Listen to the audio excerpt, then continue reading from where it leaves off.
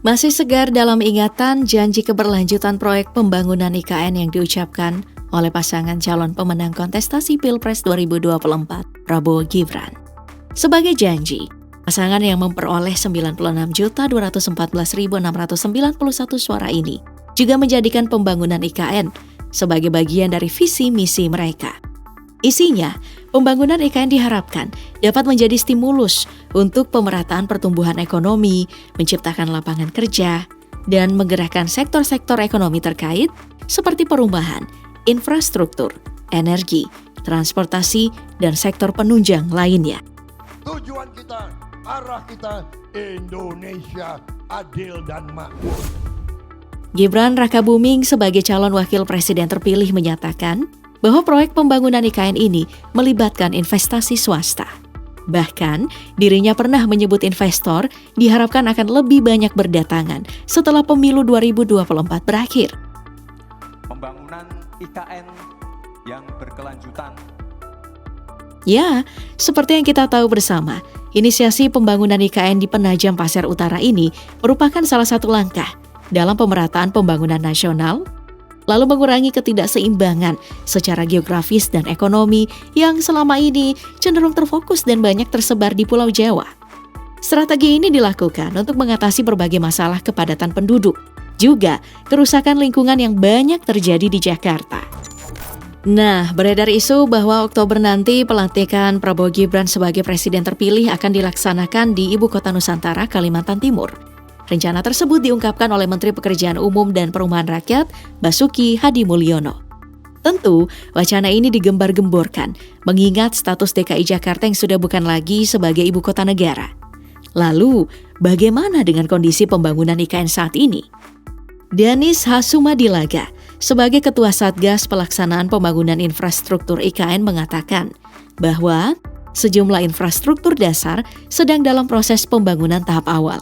Pembangunan tersebut meliputi Istana Presiden, Kantor Presiden, lapangan upacara, rumah tapak jabatan menteri atau yang biasa disingkat dengan RTJM, kemudian rusun ASN, kantor Kementerian Koordinator, hingga jalan tol IKN.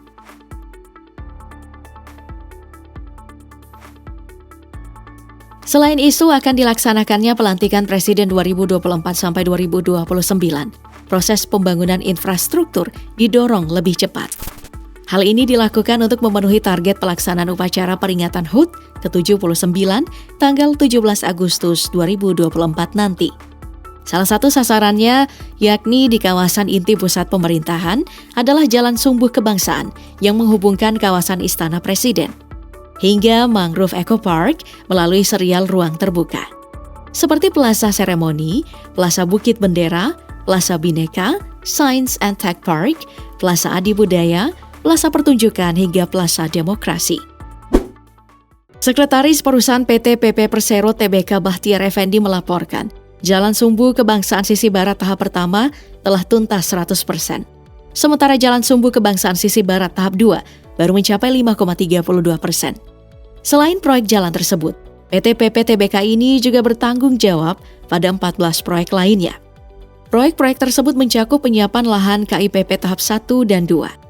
Tol IKN segmen 3B KKT Karingau, SP Tempadung, kemudian Jalan Seksi 6C1 SP2 ITCI Simpang 1B, Jalan Akses Masjid IKN, Gedung Kementerian Sekretariat Negara, Dermaga Logistik IKN, Kompleks Perkantoran BI Tahap 1, Gedung Wing 2 Kementerian PUPR, dan Tol IKN segmen 3B Tahap 2. Proses jalan bebas hambatan atau tol Balikpapan menuju IKN dilaporkan telah mencapai 78%. Kementerian Pekerjaan Umum dan Perumahan Rakyat menargetkan uji coba lintasan akan dilaksanakan pada Juli 2024 nanti. Pembangunan jalan tol ini terus dipacu penyelesaiannya. Hal ini dilakukan untuk mengejar target pengerjaan yang sebelumnya ditetapkan oleh Presiden Joko Widodo, yaitu dapat difungsikan oleh para tamu negara menjelang peringatan Hari Kemerdekaan di Ibu Kota Nusantara pada 17 Agustus 2024 mendatang. Akan selesailah kira-kira sebelum Agustus. Dan saya Pembangunan dalam sektor pendidikan juga tak main-main, bahkan cukup mencengangkan. Bambang Susantono sebagai Kepala Otorita IKN mengatakan bahwa Stanford University akan mendirikan pusat riset di ibu kota Nusantara IKN. Yang satu ini bukan hanya bualan belaka. Pasalnya, pihak Stanford telah menandatangani nota kesepahaman atau MOU yang disaksikan oleh Presiden Joko Widodo, Menteri Koordinator Bidang Perekonomian Airlangga Hartarto, lalu Menteri Luar Negeri Retno Marsudi, serta sejumlah pengusaha alumni Stanford.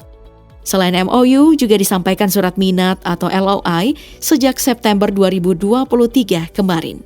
Langkah ini tentu mengantarkan Stanford akan membangun kampus di IKN di masa yang akan datang, namun tentu tidak semudah membalikkan telapak tangan. Saat ini terlebih dahulu akan didirikan pusat riset yang akan bekerja sama dengan alumni Stanford. Cita-cita yang diusung tak hanya sebagai pusat riset, melainkan ada kemungkinan akan berkembang menjadi kampus dalam 2-3 tahun mendatang. Pembangunan bendungan juga tak luput dalam pembangunan ini. Salah satu proyek terkait adalah sistem penyediaan air minum. Tak hanya SPAM yang menjadi satu-satunya proyek penunjang, di sekitarnya terdapat proyek intake Sepaku. Dikabarkan, proyek ini telah selesai dan akan menjadi sumber air baku di kawasan KPP dan kawasan Ibu Kota Nusantara. Intake ini telah terisi air dari Sungai Sepaku yang jaraknya sekitar 15 km dari kawasan KPP. Tak hanya itu, terdapat bangunan yang diperuntukkan dalam mengelola dan memelihara area intake sebagai sumber air baku untuk air bersih dan air minum di kawasan Ibu Kota Nusantara.